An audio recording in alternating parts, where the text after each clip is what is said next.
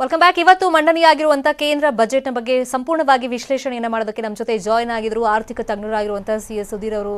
Sir, once again welcome back. So ನಿಮ್ಗೆ ಹೆಂಗ್ ಅನಿಸ್ತು? ಯಾಕಂದ್ರೆ ನಿರೀಕ್ಷೆಗಳು ಹಲವಾರಿತ್ತು, ಎಲ್ಲ ವರ್ಗದವರು ಇಟ್ಕೊಂಡಿದ್ರು. ಬಜೆಟ್ ಮಂಡನೆ ಆದ್ಮೇಲೆ ನಿಮ್ಮ ಒಪಿನಿಯನ್ ಏನು? ಮೊದಲನೇದಾಗಿ ಏನಾಗಿತ್ತು ಅಂದ್ರೆ, ನಾವು ಈ 5 ಪಂಚರಾಜ್ಯಗಳಲ್ಲಿ ಏನು ಎಲೆಕ್ಷನ್ ಅನೌನ್ಸ್ ಆಗಿದೆ, ಹಾಗಾಗಿ ಒಂದು ಎಲೆಕ್ಷನ್ ಬಜೆಟ್ ಆಗುತ್ತಿದ್ದು, ಇಲ್ಲಿ ಒಂದ್ ವೇಳೆ ಎಲೆಕ್ಷನ್ ಮ್ಯಾನಿಫೆಸ್ಟೋ ತರದಲ್ಲಿ ಒಂದು ಬಜೆಟ್ ನ ಮಂಡನೆ ಮಾಡ್ತಾರೆ ಅನ್ನೋ ಒಂದು ಎಕ್ಸ್ಪೆಕ್ಟೇಷನ್ ಸಾಮಾನ್ಯವಾಗಿ ಮೀಡಿಯಾ ವಲಯದಲ್ಲಿತ್ತು.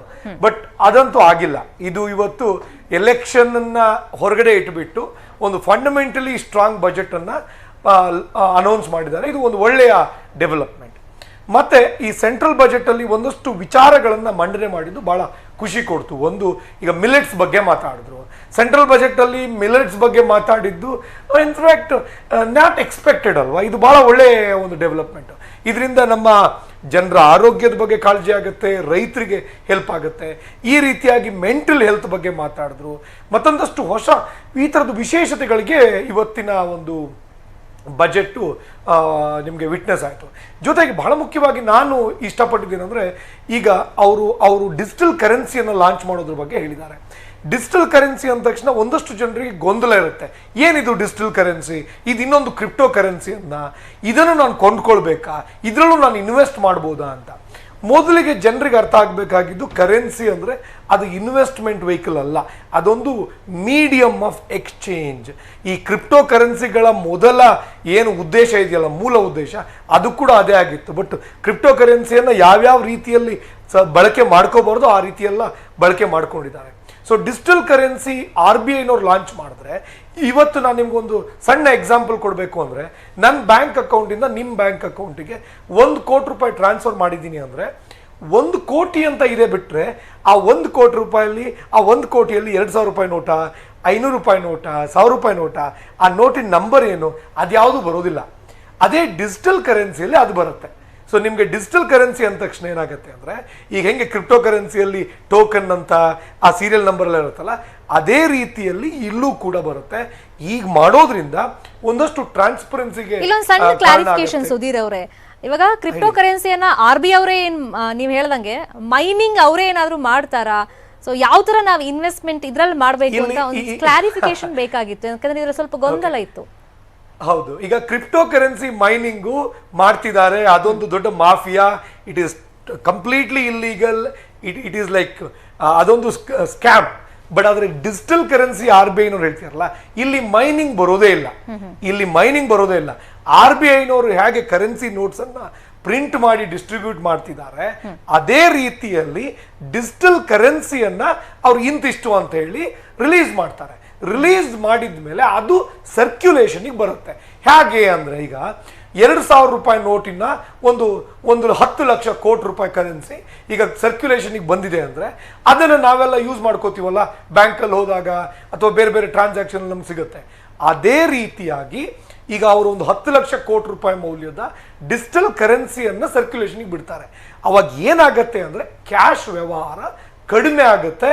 ಅದರಿಂದ ಮುಂದೊಂದು ದಿನ ಈ ಬ್ಲ್ಯಾಕ್ ಮನಿ ಸಮಸ್ಯೆ ಕಡಿಮೆ ಆಗುತ್ತೆ. ಹಾಗೆ ಇದಕ್ಕೂ ಮತ್ತೆ ಕ್ರಿಪ್ಟೋ ಕರೆನ್ಸಿಗೂ ಬಹಳಷ್ಟು ಡಿಫ್ರೆನ್ಸ್ ಇದೆ. ಯಾಕೆ ಅಂದರೆ, ನಿಮಗೆ ಈ ಡಿಜಿಟಲ್ ಕರೆನ್ಸಿ RBIನವರು ಲಾಂಚ್ ಮಾಡೋದ್ರಲ್ಲಿ ಹೇಗೆ ನಿಮಗೆ 100 ರೂಪಾಯಿ ನೋಟು, 500 ರೂಪಾಯಿ ನೋಟ್ ಮೇಲೆ RBI ಗವರ್ನರ್ ಅವರು I promise to pay the bearer ₹500 ಅಂತ ಸೈನ್ ಮಾಡಿರ್ತಾರಲ್ಲ, ಅದೇ ರೀತಿಯಲ್ಲಿ ಪ್ರತಿಯೊಂದು ಡಿಜಿಟಲ್ ಕರೆನ್ಸಿಯಲ್ಲೂ ಕೂಡ RBI ಗವರ್ನರ್ ಅವರ ಒಂದು ಇದಿರುತ್ತೆ, ಸೀಲ್ ಇರುತ್ತೆ. ಅಂದ್ರೆ ಅವ್ರು ಕೊಡ್ತಾರೆ. There is an underlying asset, sovereign guarantee ಅಂತೀವಿ. ಸಾವರಿನ್ ಗ್ಯಾರಂಟಿ ಅಂದ್ರೆ ಸರ್ಕಾರದ ಗ್ಯಾರಂಟಿ ಇರುತ್ತೆ. ಅದೇ ಈ ಕ್ರಿಪ್ಟೋ ಕರೆನ್ಸಿಗೆ ಅಪ್ಪ ಅಮ್ಮ ಯಾರು ಇಲ್ಲ. There is no underlying asset. ಯಾವ ಸರ್ಕಾರನೂ ಗ್ಯಾರಂಟಿ ಕೊಡಲ್ಲ.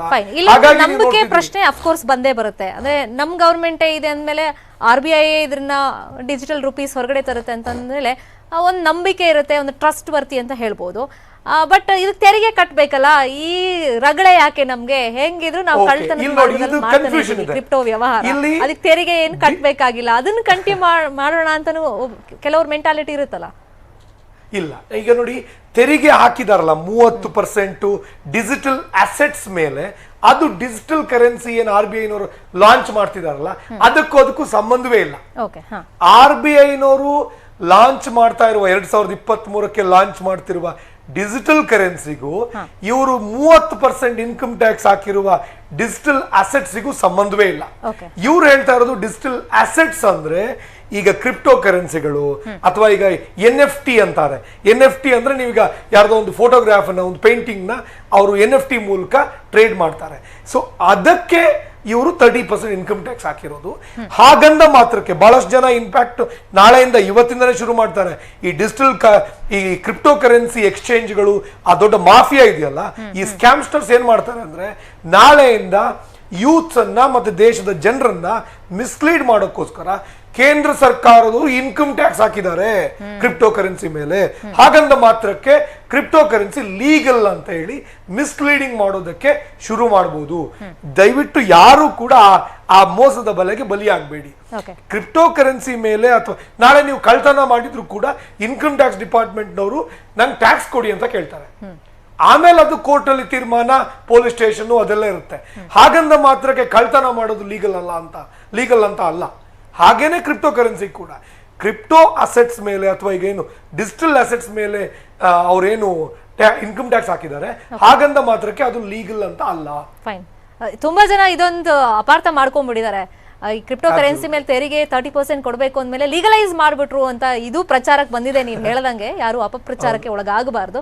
ಅದ್ರ ಜೊತೆಯಲ್ಲಿ ಟ್ಯಾಕ್ಸ್ ಪೇಯರ್ಸ್ಗೆ ಏನಾದ್ರೂ ಸಿಹಿ ಸುದ್ದಿ ಸಿಗುತ್ತಾ ಅಂತ ತುಂಬಾ ನಿರೀಕ್ಷೆಯಿಂದ ನಾವೆಲ್ಲರೂ ಕಾಯ್ತಾ ಇದ್ವಿ.